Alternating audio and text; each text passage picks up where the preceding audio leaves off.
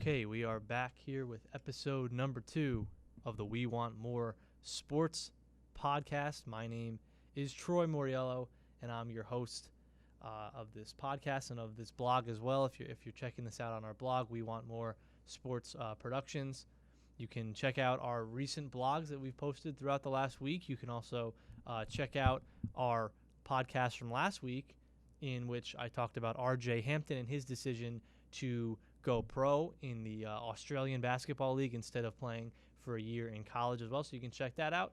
You can check out the blog as a whole as well. But today we're going to kind of go off the beaten path a little bit. We're going to talk a little bit about Iona College and the renovations to the Hynes Center, the Hynes Athletic Center, where our men's and women's basketball team and our volleyball teams play their home games.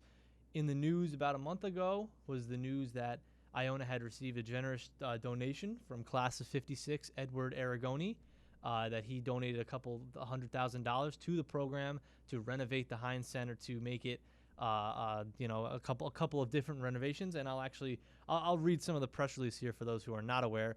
The headline is Hynes Athletic Center to receive major renovations in summer 2019. New seating, playing surface, scoreboards, sound and lighting among items receiving upgrades thanks to generous gift from benefactor, as I mentioned, Edward Aragoni, class of 56. The renovations, essentially, I'll read a couple of them here. They will dramatically change the experience for both student athletes and fans with seating around all four sides of the court, state-of-the-art LED scoreboards, improved lighting and sound, a new playing surface, and further support Iona's ESPN school production efforts. Now, obviously, this is outstanding for the school. You can't deny that. Anytime that you're putting money back into the school to make ththings better, the athletics to make things better.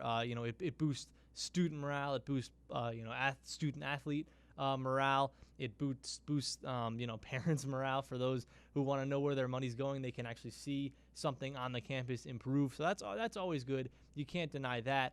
But I do have a couple of points that I want to get to about what I like the most out of this move as well. Number one, I love the change of the seating arrangements. Now, if you've been to the Hynes Center at all in the history of it, you know that they only really have the two bowls that kind of go up, the two seating sections that go up, and there's nothing really behind the baskets. It's the two kind of adjacent to the court. Now, that's okay, but I always had a problem with that because my biggest problem was there's no real student section.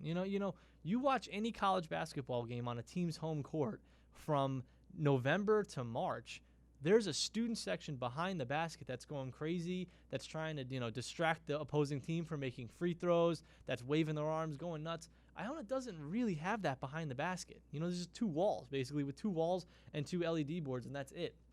So I like that Iona is actually showing a commitment here to getting the students even more involved now, to putting the seating, in equal 1, 2, and then 3 and 4 behind the baskets. I like that a lot. It's going to probably look very different, but it shows that that they're showing a little bit of a commitment to the program as a whole and to the students as well. Now, number two, I also like that I've spoken to a couple people about near the program about what is going to go into this renovation, and I also like that they are renovating the front of the Hynes Center. Now the Hynes Center is not going to look any different from the outside, but when you walk in, you always see that kind of Hall of Excellence. I'm not exactly sure what the name of it is, but it has all of Iona's Hall of Fame basically. That's going to be renovated. That's going to look all totally different starting into next year, from what I've heard personally. I love that. Anytime that a university, especially one like Iona, that has a rich athletics history in multiple sports, mind you, not just basketball, but every sport, anytime that a school shows commitment to that history and shows that they are proud of that history, I love that. And also, that's being modernized into the 21st century.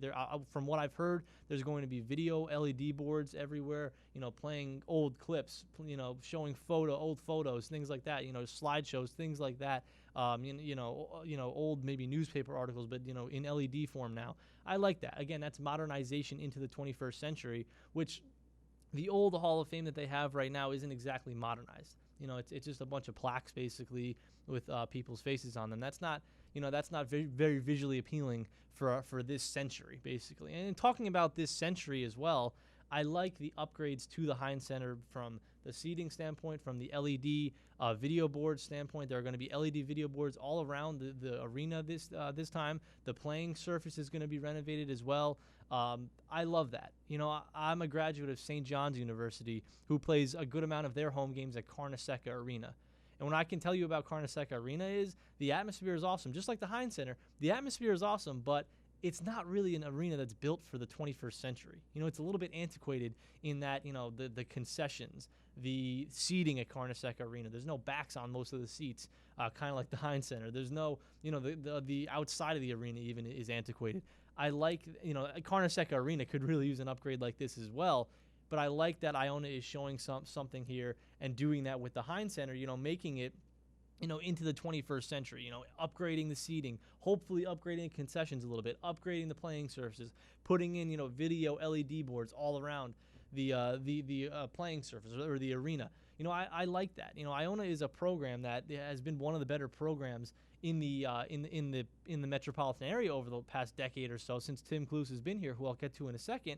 It's time to start kind of showing that. And I like that they're showing that with this commitment to, making this arena into a 21st century arena and not just something that, it keeps its old charm. It's kind of like Wrigley Field almost. When you think about the renovations that they did at Wrigley Field, updating video scoreboards and things like that, it keeps its old charm, but it's now built for the 21st century, which it wasn't really before. You walked into the Hynes Center, the last couple of years, you kind of felt like you were walking into 1995.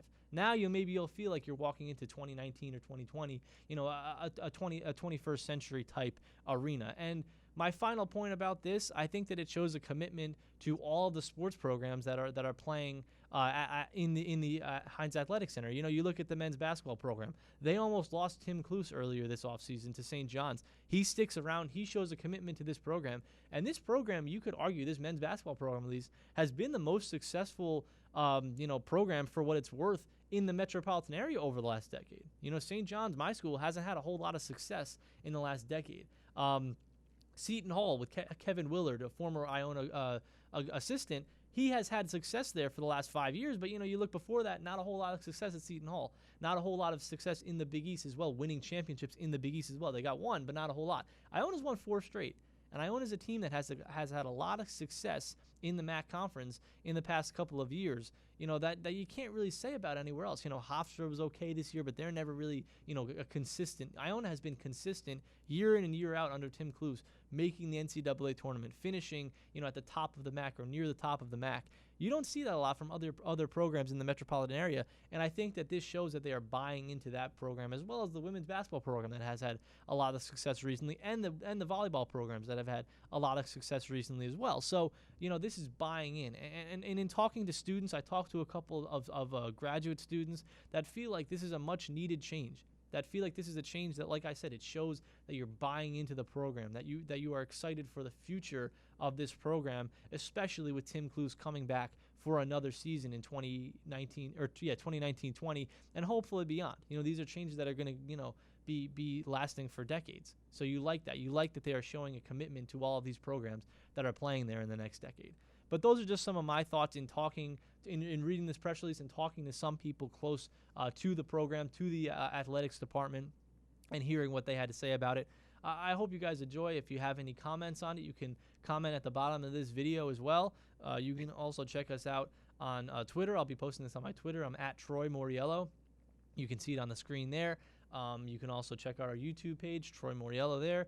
And we'll be back next week with another episode of the We Want More Sports Podcast. Thank you all for listening. Thank you all for watching, and have a great week.